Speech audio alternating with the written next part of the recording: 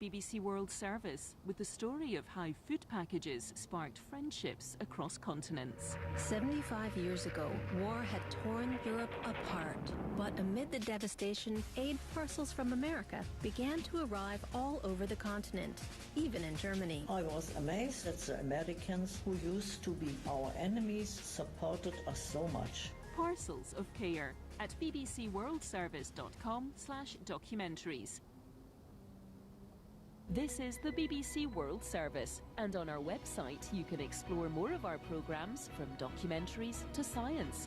Listen and download at any time by going to bbcworldservice.com.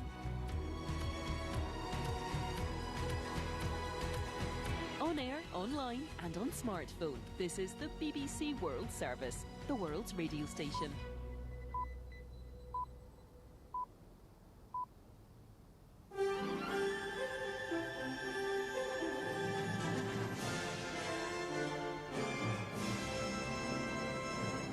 ABC News with Andrew Kalupas. Airlines are promising that everyone will make it to their destinations for Christmas after dozens of domestic flights were cancelled.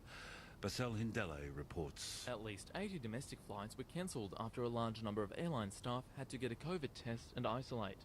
Jetstar and Qantas say they are working to minimise any delays and reaccommodating passengers on flights as close as possible to their original departure times.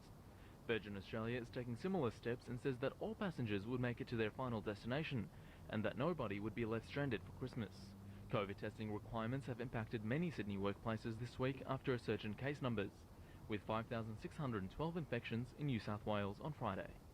Queenslanders are being urged to prepare a COVID-ready kit after another day of record cases. Elizabeth Cramsey reports. 589 new cases were recorded in Queensland. 268 patients are being looked after at home, while only 3 people are being treated in hospital with mild to moderate symptoms. The Queensland Government has released a plan to shift towards in-home care for asymptomatic patients or those with only mild symptoms. Health Minister Yvette D'Arp has urged Queenslanders to create a COVID-ready kit that includes thermometers and pain relief. You're doing the same as we prepare for our bushfires, for our cyclones, for our floods that we do every year. Ms D'Arp welcomed the federal government's move to make booster shots available after 4 months and is encouraging people to contact their GP or pharmacy to book in.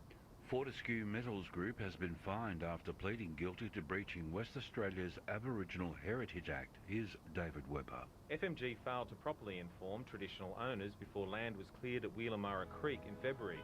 The company also failed to enable salvage of cultural artefacts. Perth Magistrates Court heard it was due to an administrative oversight and was not intentional. The court heard the bulldozing did not result in the destruction of the site or the objects in it, and FMG pleaded guilty at the earliest opportunity. The court heard traditional owners had been working with the company and had since retrieved cultural artefacts. FMG was fined a total of $10,000, suspended for 12 months. Emergency services are urging some people in the top end to prepare their cyclone kits after a cyclone watch was issued. Damaging winds of up to 100 kilometres an hour could affect communities between Kalumburu in Western Australia and east of Darwin by Saturday afternoon. The system could develop into a cyclone on Boxing Day. Mark Cunnington from Northern Territory Emergency Services says people must get prepared. Now is the time to prepare your family home, your emergency kit, and understand and know where you're going to shelter or where you're going to be in the event the cyclone strikes your location. Residents have been ordered to evacuate in parts of the United States state of California as a wave of storms passes through the west of the country. A plume of moisture from the Pacific Ocean is fueling the weather, which could dump rain and snow over much of the region through Christmas. People living in bushfire-scarred areas are protecting their homes with sandbags. California resident Sarah Valentine says she's anxious ahead of the Christmas weekend. It's scary, it's Christmas. Am I going to be able to go see my family? You know, if we get mandatory evacuation, I'm going to stay. I have a whole bunch of animals where I live up canyon, and I need to feed them, I need to be there, and I mean, is my husband going to be able to get home tonight? These are all things that I don't know. Former South Korean President Park Geun-hye has been granted a presidential pardon 4 years into a jail term for corruption. More from the BBC's Laura Bicker in Seoul. This is a surprise announcement to pardon a president whose impeachment marked a watershed moment in South Korean politics. Millions filled the streets of Seoul for weeks in 2016, angry at an unfolding scandal which revealed corrupt links between the presidential office and wealthy family-run conglomerates. The 69-year-old was the country's first female president and the first to be impeached. She has served 4 years of a 22-year sentence. The Justice Minister said the decision had been made for the unification of the people. Ms Park is also suffering from a number of health issues. Police in northern India have launched an investigation into alleged hate speech by Hindu fundamentalists in Uttarakhand state. The incident comes amid a series of Hindu vigilante attacks on churches and Christian prayer halls in different parts of India. ABC News.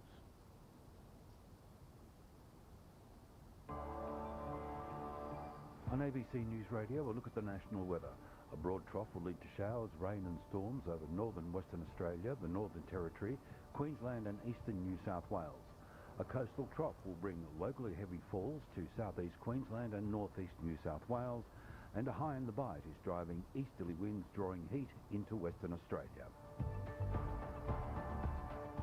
Capital City forecast for Saturday: Brisbane 28 with showers, Sydney 30 mostly sunny, Canberra 30 an afternoon shower or two and possible storm, partly cloudy 21 in Melbourne, partly cloudy 21 in Hobart, partly cloudy 27 in Adelaide, Perth 43 very hot, sunny and windy, Darwin 30 with showers and a possible storm. You're listening to ABC News Radio. We return now to the BBC World Service.